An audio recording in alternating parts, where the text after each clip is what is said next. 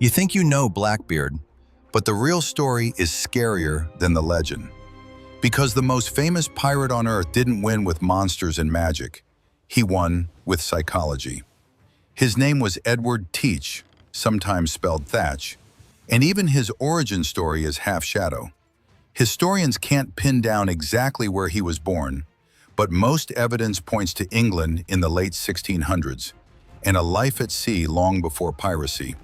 And that detail matters, because Blackbeard didn't begin as a wild outlaw. He likely began in something far more respectable for the era: war. During the War of the Spanish Succession, known in the colonies as Queen Anne's War, Teach almost certainly served as a privateer, a legally sanctioned pirate, paid to raid enemy shipping, trained to fight, to command, and to survive. Then the war ends. Navies shrink. Privateering commissions vanish.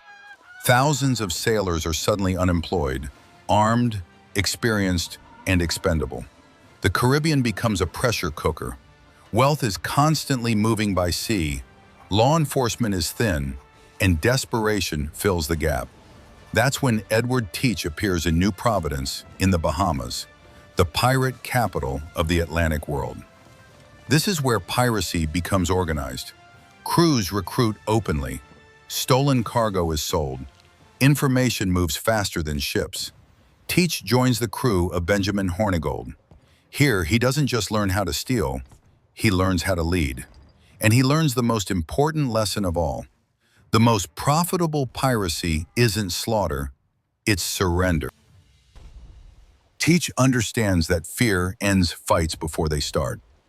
On November 28, 1717, he captures a French vessel called La Concorde, a former slave ship, fast, heavily built, designed to transport human beings as cargo.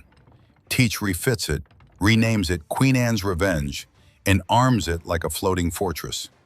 Dozens of guns, a crew capable of overwhelming nearly anything afloat.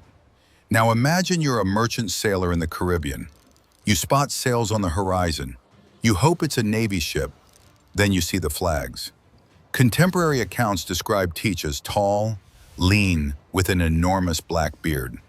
According to a 1724 pirate history attributed to Captain Charles Johnson, he sometimes tied slow-burning fuses into his beard and hair, lighting them so smoke curled around his face. Whether every detail is true doesn't matter. The effect is real. Blackbeard doesn't want you to fight. He wants you to surrender, and it works. With Queen Anne's Revenge as his flagship, Blackbeard's reputation explodes. He captures ships across the Caribbean and Atlantic. Then in late May 1718, he does the unthinkable. He blockades the harbor of Charlestown, modern-day Charleston, South Carolina. This isn't chaos, it's theater. One of the wealthiest ports in the colonies is shut down by pirate flags. Ships are seized. Prominent citizens are taken hostage. Not harmed, just held. Panic spreads without violence. And when Blackbeard finally makes his demand, it isn't gold, it's medicine. Because pirates live on a knife edge, infection kills more than cannon fire. The colony gives in, the hostages are released, and Blackbeard sails away, having humiliated an entire region without attacking the city itself. But 1718 is the turning point. The British Crown offers pardons, hoping to end piracy without war. Pirates begin surrendering. In early June 1718, Queen Anne's Revenge runs aground at Beaufort Inlet. Teach strips supplies, abandons part of his crew, and disappears inland. He resurfaces in Bath, North Carolina, where he accepts the king's pardon from Governor Charles Eden. For a moment, Blackbeard appears legitimate. He walks openly in town. He drinks, he talks, and whispers follow him. Records and accusations swirl around Tobias Knight, the colony's chief justice. Enough suspicion that contemporaries believe Blackbeard is being protected. But the pardon isn't the end. It's camouflage. Soon, Blackbeard is back offshore around Ocracoke Inlet, smaller crew, Shallow waters, harder to catch. Virginia decides enough is enough. Royal Navy Lieutenant Robert Maynard is sent to hunt him down. He knows he can't outgun Blackbeard, so he sets a trap. On November 22nd, 1718, the ships meet. The battle is chaos, sandbars, smoke, blood, confusion. Blackbeard's guns hit hard. Then Maynard springs the ambush. Hidden sailors surge from below deck.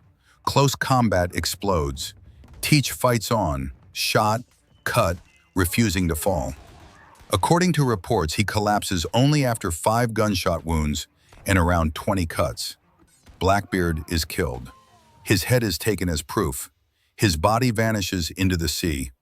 But Blackbeard doesn't disappear, because he was never just a pirate.